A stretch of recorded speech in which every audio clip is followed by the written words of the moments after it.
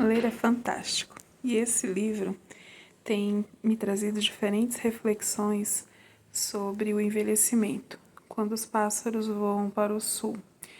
Ele fala sobre envelhecimento, sobre as nossas memórias, mas principalmente a ausência das possibilidades de escolha que a velhice nos traz ao longo de diferentes percursos e escolhas que fazemos ao longo da vida.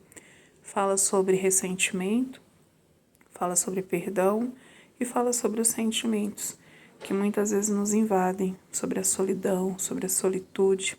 É um livro muito interessante, super recomendo. Até mais!